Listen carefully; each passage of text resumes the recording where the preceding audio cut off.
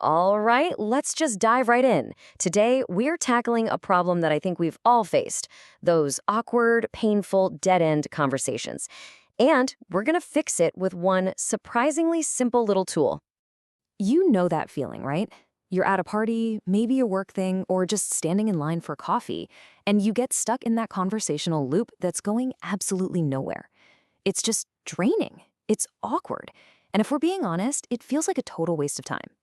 But what if it didn't have to be like that? So, first things first, we gotta understand why small talk so often crashes and burns. Well, it hits what you might call the I don't care wall.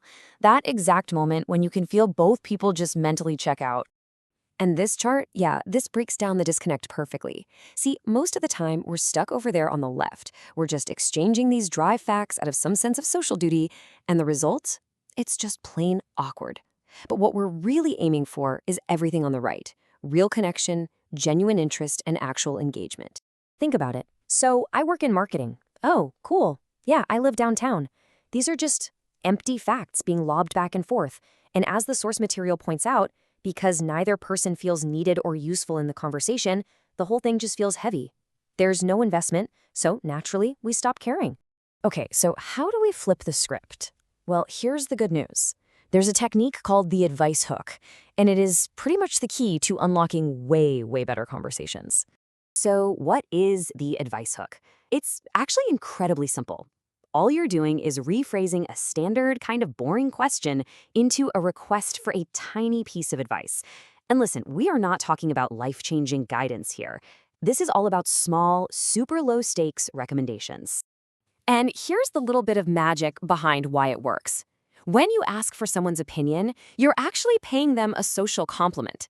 You're subtly saying, hey, I think you know what you're talking about. I actually value your perspective. And let's be real, people love to talk when they feel like an expert. All right, so let's dig into the simple psychology that makes this whole hook thing so effective. We're going to use a couple of really clear analogies to make it stick. First up, let's use what this source material calls five-year-old logic. Okay, so imagine you ask a kid a simple fact-based question like, is that a blue crayon? What do you get? A one-word answer, yes. And that's it. Conversation over, it's a total closed loop, a dead end. But watch what happens when you just tweak that question a little. If you ask, hey, which color do you think I should use for the sun? You're not asking for a fact anymore, you're asking for their creative input. And suddenly, they feel valued, they're engaged, and you've just started a collaboration. You're basically coloring together now. Here's another way to picture it. A standard question, like, so where are you from? It's pretty much just a polite knock on someone's conversational door. They can open it just a crack, give you a quick answer, and then shut it right back up again. The advice hook, though, it doesn't just knock. It swings that door wide open and says, hey, come on in. It completely transforms the dynamic from an interrogation into a genuine invitation. Okay, so that's the theory. Theory's great. Now let's talk about putting it into practice with some real-world examples you can literally use today. Let's start with a coffee shop. Instead of that dead-end question, is the coffee good? You pivot. Try something like, hey, I'm debating the latte versus the cold brew. What's your pro tip here? See, you're not asking for a fact. You're asking for their expert opinion. This works with TEP, too. What phone is that? That's just a factual question.